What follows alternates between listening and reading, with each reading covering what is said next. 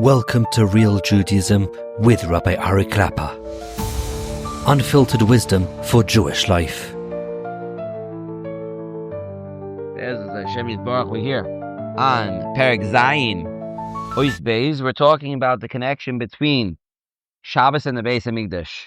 The truth of the matter is that I spoke about this on Tisha B'Av itself. This piece, we did have a recording, but it never made it into the Shabbos Malchus Yeshurim because it was a Tisha B'Av shir. But there's an amazing chiddush. The Rabbi Pinkus says here about in Hilchos Tisha B'Av that will bring out the connection between Shabbos and the Beis HaMikdash. So we're here in Ois Beis on Daf Kuf Yud Aleph. Ubechazal, the Gemara in Maseches Tainis brings, and we paskin like this, I believe lahalacha. Tisha B'Av shechal yot b'Shabbos. If Tisha B'Av falls out on Shabbos, which does happen, there are a number of years. It's not a rare thing per se for Tisha B'Av to fall out on Shabbos, and it's doichet to Sunday. Oichel v'shoisa kol tzoichu male al shulchanu afilu kesuda shlom b'shaisa. We treat that Shabbos like you would treat any other Shabbos. You treat that Shabbos, somebody could theoretically have a bar mitzvah that Shabbos, right? It's an offer. You can have an offer of that Shabbos. That's right. Kiddush. With a kiddush, herring, even more than one type of herring, right? You could have, yeah, for sure. You imagine for a second a child that's born on Tisha B'Av, right? Is born on Tisha B'Av. They say the Mashiach will be born on Tisha B'Av. What that means, I don't know exactly. Is it metaphorical? Is it real? But imagine you have a child who's born on Tisha B'Av. He's having his bar mitzvah on Tisha B'Av. Wow. You know, it sounds like what? No, but if Tisha B'Av falls out on Shabbos that year, then he could have a full-blown. I mean, the music he can't have, but the singing at the Suda you certainly can, right? Full-blown, for sure. Somebody who looks into halach will see something remarkable. If you look in the sichot of Rabbi Pinkus on Tisha B'Av, you know what I'm talking about. Some of them are really, really strong. I tried I'm a very big fan of Rabbi Pinkus in general. I actually have some of his recordings, so I wouldn't say I hear it live. I hear it on the recording, but I hear his voice. And even though I don't get a chance usually to do the sichot, there are 2 times a year that I do the sichot on for Rabbi Pinkus. One is Purim. Before Purim, I try to do the sichot, even though I've learned all of them already. I go over them. And this year, I've finished all the sichot on Tisha B'Av. And it's a pretty thick volume, the sichot on Tisha B'Av. Some of them really will make you cry. They are so powerful, his sichot on Tisha B'Av. And here, he says over here, something remarkable, which is only hinting to what he puts in the sichot over there, which is Tisha B'Av is a day of great light. Riyas ha'emes, to see truly what life is about. Tisha B'Av is a day about seeing what life is truly about. It's about understanding, seeing, truly feeling what we're missing. You know, the rest of the year we can go around about our business, and people can keep busy, so busy that you don't realize. You don't realize. You lose a loved one. You lose a loved one. So I was just thinking to myself, my grandmother just passed away. And we miss her tremendously.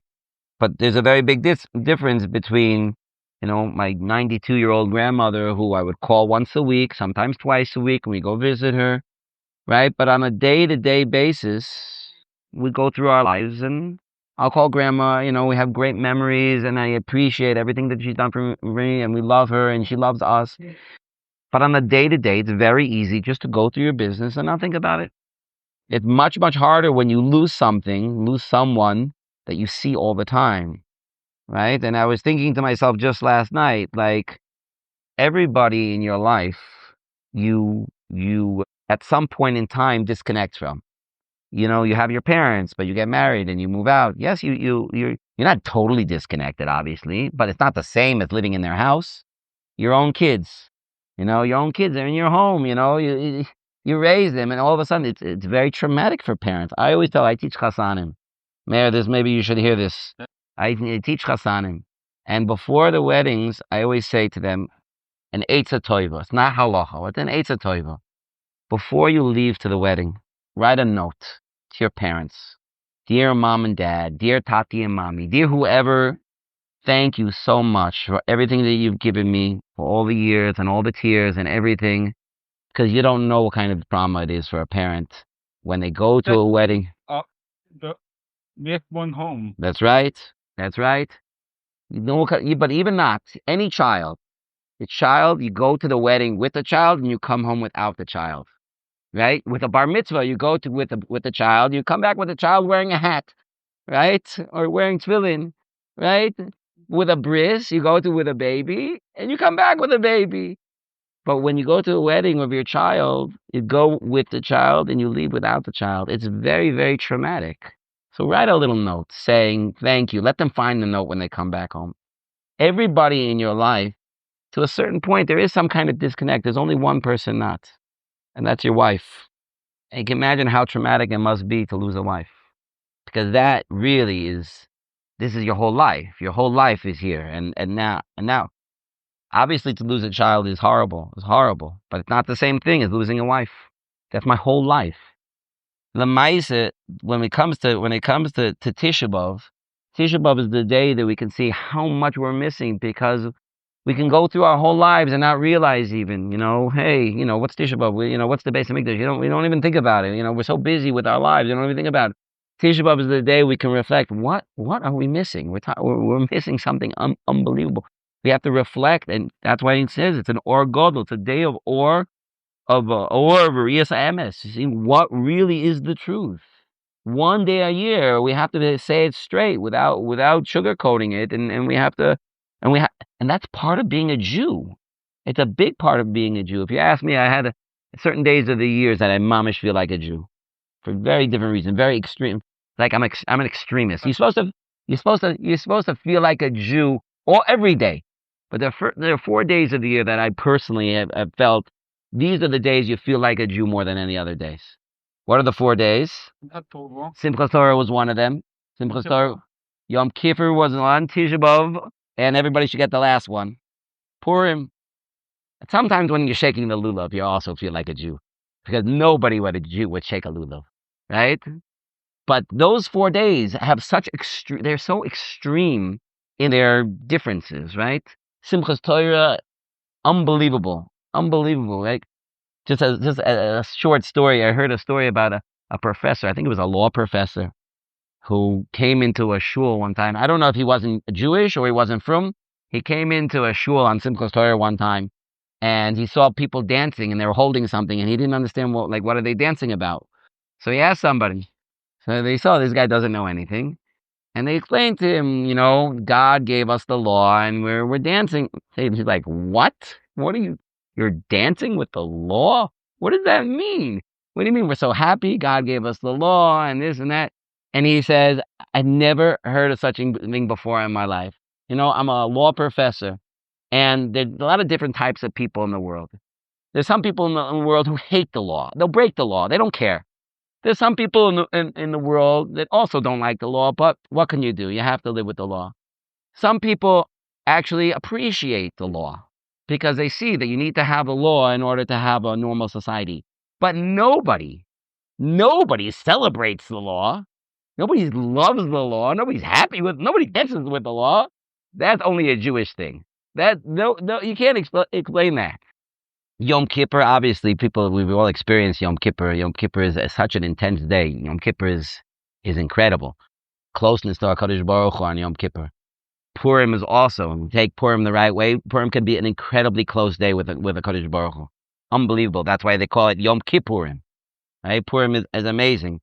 But Tisha B'Av is a day of true understanding of who we are, what our nation is, and our relationship to Hashem. And that is a day we need. We need that day. We need to have Tisha B'Av in order to be able to truly understand who we are as a people. So it's incredible. So here, Reb Pinkus says, we're still only 3 lines in, right? When Reb Pinkus says that it's a tamiyah. Hinei Tisha B'Av hu be'emes yom shel or v'riyas ha'emes. Yom sha'Yehudi chai es ha'emes shel olam olam izo. It's the day that we live the truth.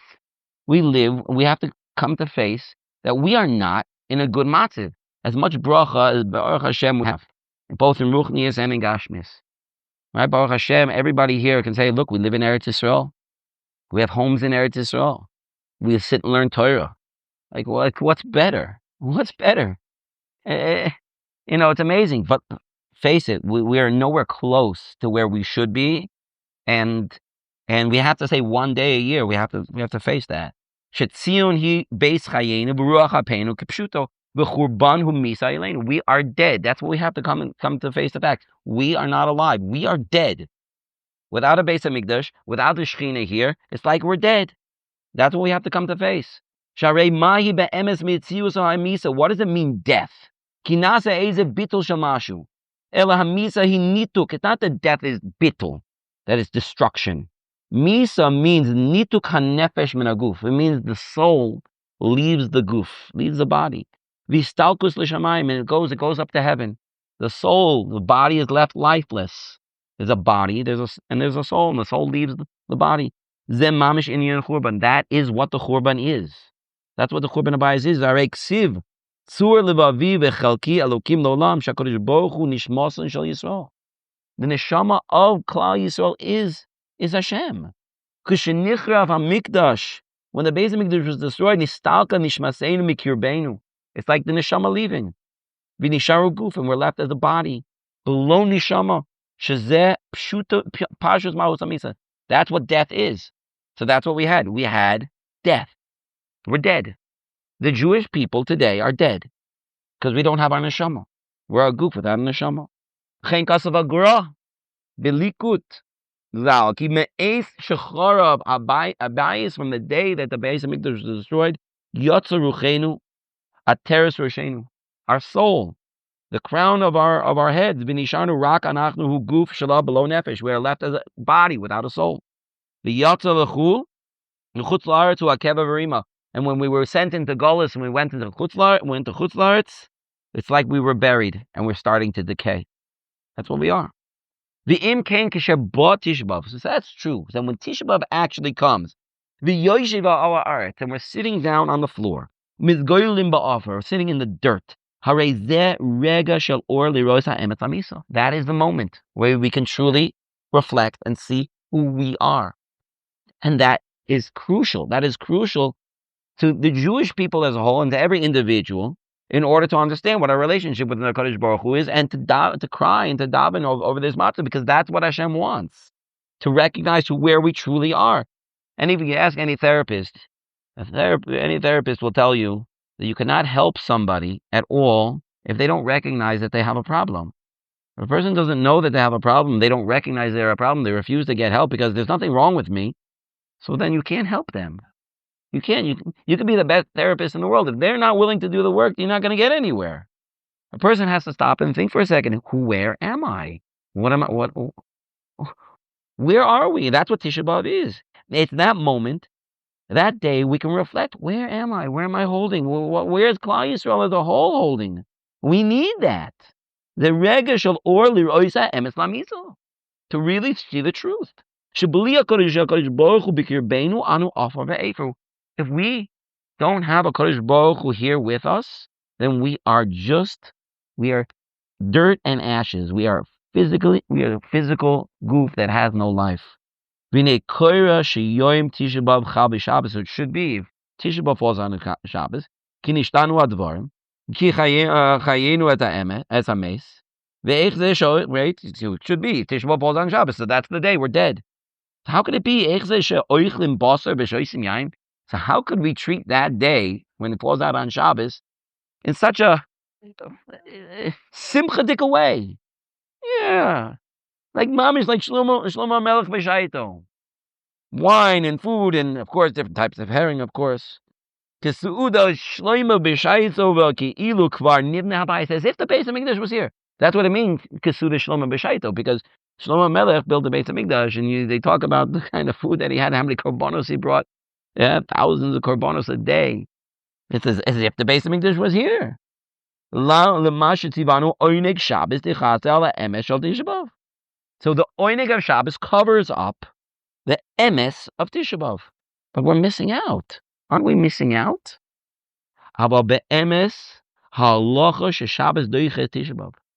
The halacha is Shabbos pushes off Tisha B'Av. And we treat Shabbos 100% like Shabbos. Maybe there's a certain dinim about dvarim shebehester. Okay, everybody should go to their posek to ask shilas about certain things.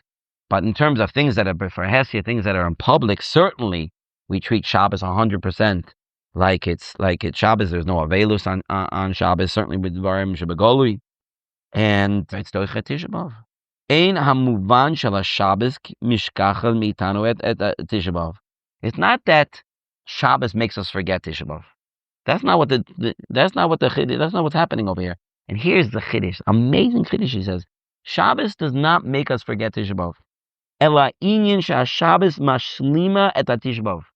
Shabbos actually fixes Tisha B'Av.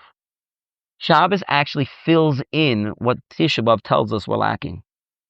Kishabah Shabbos yeshes Beis HaMikdash, because we have the Beis HaMikdash on Shabbos. Habayis bonui v'heichel mishuchla. It's as if the Beis HaMikdash is here. Shabbos atma he Beis HaMikdash. The Shabbos is the Beis HaMikdash. It's a tremendous chiddush. But that's what he's saying. That's the mitzias. That's what it is. That's the truth. It's not that, it's Shabbos, so we have to push off Tisha B'Av. No, there is no Tisha B'Av on Shabbos because we have a Beis HaMikdash. We have a Beis HaMikdash on Shabbos. Because what are we missing in the Beis HaMikdash? The Beis HaMikdash, we're missing the Shechina. That's the whole point of the Beis HaMikdash, is to have the Shechina. And on Shabbos, you have the Shechina. So we have a Beis HaMikdash because we have the whole purpose of the Beis HaMikdash, which is to have the Shechina. The house that Hashem brings the Shechina in. So it's the day Hashem brings the Shechina in. That is what Shabbos gives us. And that's why, of course, Shabbos can push off Tisha B'Av, because there is no Tisha B'Av on Shabbos. Because we have the Beis HaMikdash. We have the big Beis HaMikdash once a week. Every single week we have a Beis HaMikdash. And that's why the Beis HaMikdash pushes off Shabbos. Amazing thing. Now let's start the next section, where we're going to start to discuss how we see that in Shabbos. How do we see in Shabbos this connection between Shabbos and the Beis HaMikdash? Where do we see it? ויסוד זה שמעתי על הקשר ההדוק בין בית המקדש ובין השבס, ונראה שבאמץ מקבלים כל פרטי בעניין המקדש וכליו להלכות שבס קודש. We see, once you understand this yesod, you understand this connection, you can see in so many details in Shabbos how it's connected to the details of the Beis HaMikdash. כגון שבבית המקדש היה נר שולחן בבגדים מיוחדים. And we're going to go through each one of these individually. But he says over here, on the Beis HaMikdash, we have neros. There was a menorah. There was a shulchan. There was a table laden with special bread. There was special begodim, special clothing that was worn. V'chein b'Shabbos. Same thing on Shabbos. Neros, we have special Shabbos candles. V'shulchan, we have a special Shabbos table. Everybody has a special Shabbos table. The table looks different on Shabbos than the rest of the week. Big day Shabbos. Everybody has their special Shabbos begodim. Everybody gets dressed up. You have to wonder, how often do goyim get dressed up? I wonder if they ever get dressed up. Right? What do you get dressed up for? What would you get dressed up for? For wedding or funeral, right? Or what? Their holidays. Well, or no, their holidays even that day. Yeah, on Halloween they get dressed up or whatever. Whatever they get. Yeah. Xmas and No, I don't think they get dressed up for them. maybe when they go What do they get dressed up? Maybe when they go to court. Sure. When they go to court. when they have to stand in front of a judge, right? Maybe that's how. Right? Or when they go to when they go to their Beis Avodah Zarah, maybe they get, they don't get dressed up to go to work anymore. Not anymore. It used to be once upon a time, they would you have to wear a suit, you have to wear this, you have to wear that. Not anymore. Don't have to. We get dressed up for Shabbos. Big day Shabbos. He's going to go through a few of them. Some of them are more Drush. Now, I just want to point out all of these things that we're going to go through. You're going to see very clear connections. The point of these connections is just to bring another proof, to make you feel it a little bit more, to be able to have something to grasp onto. But really, even if we didn't have these connections, they would still be true. Even if a person was in a desert, and he didn't have any food, and he didn't have any candles, and he didn't have any special begodim, and he didn't have anything. And even if he didn't know what day Shabbos was, and the halacha is, what do you do? What do you do? I don't know what day it is. Guy, He's Rahman al-Aslan, the Chatufim, right? Who knows if they know what day of the week or where they're up to? How you know? Somebody, even if that, they still have Shabbos. They'll still have the Shechina on Shabbos, and even if they don't know which day is Shabbos, they'll still have it. The halachas. If you don't know what day Shabbos is, what do? From the day you don't realize, you start counting 7 days, and you keep the 7th day as Shabbos. You're still going to have Shabbos because the Shechina is there no matter what. The Shechina comes on Shabbos, regardless of whether we have these things. So these things are all true. They are all ksharim between the Beis HaMikdash and Shabbos, and there are things to help us grasp onto in order to be able to experience it a little bit more. But even if we didn't have those things, it would still be true. So we're going to bring a number of the ksharim between them. Some of them are going to be a little bit more drushy, but we're going to see the connection. The first one is the most obvious one. Hine lamites malachos asuras b'Shabbos. The whole essence of Shmira Shabbos, 39 malachos on Shabbos. Where does it come from? Asuras b'Shabbos nilmodos me'hamishkan. We learned it from the building of the Mishkan, from the building of Beis HaMikdash. That's where we learn the halachas of Shabbos from the Beis HaMikdash. Shalachi nismecha parshas HaMishkan the Shabbos. Because the Torah tells us that the two parshas Vayakhel, before it talks about building the Beis HaMikdash, building the Mishkan, it says, first of all, you should know, keep Shabbos. Building the Mishkan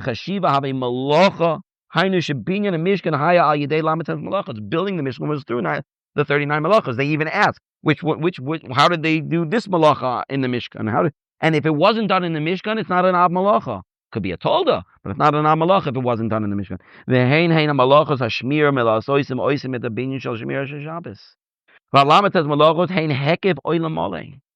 Before we start this last paragraph, which we'll finish up for today, I just want to add one other point. We stopped building the Mishkan on Shabbos. The whole point of building the Mishkan was to bring the Shechina. That was the whole point. We're waiting to bring the Shechina. But isn't that the most important thing to do? To bring the Shechina in the world. So let's do the work on Shabbos too. No, you don't have to do the work on Shabbos too. Why not? Because the Shechina's here already. The Shechina's here. What do you need to do the work for? You don't need to do the work. The Shechina's here. On the other days of the week, the Shechina's here, so we got to do the work. But on Shabbos, the Shechina's here. What do I need to do the work for? Anyway, let's finish up the last paragraph for today. The 39 malachos are a compilation of the creation of the world. That's why they were used. These malachos were used to build a Mishkan, because the Mishkan is like a world. The Nefesh HaChaim talks about this at length. He brings midrashim. How the building of the Mishkan and the Beis HaMikdash were like building a whole world. On Shabbos,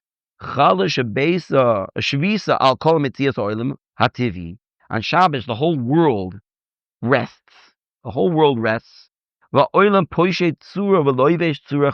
whole world gets a new face, like we discussed in Chelek Aleph of this Sefer, that when the king comes in, everything is different. It's elevated, it becomes holy. Shabbos is like a whole new world. It is a creation of a whole new world. The Mishkan was a creation of a whole new world. So just like the whole world and the Mishkan were created with the Lamites Malachos, Shabbos Benuya al Lamites Malachos, and then the Yisoid, the Shoirish of Shabbos is based on these Lamites Malachos, where we're saying the building has to stop. Building is stopping. What is building? The building of the world. You know why? Because the Shechina is here. Everything else stops. The whole world stops for the Shechina. And here we see the first of the many, many parallels between Shabbos and the Beis HaMikdash. So when we have Shabbos, we have the Beis HaMikdash. That's what we have. So we can use some of these ideas to grab onto it, understand it a little bit more, that we have. Maybe Lamites Malachos we don't do, so it's a little bit hard. So every time I don't do something, I remember, it's because it's Shabbos. But when we're going to be talking about the Shabbos Begodim, and we're going to be talking about Zmiros, and we're going to be talking about Shabbos candles, and we're going to be talking about the special bread and Kiddush and all these things, those are things to grasp onto, to say, hey, we actually have the Beis HaMikdash over here. Okay, we're going to stop over here. Shkoyach, very good.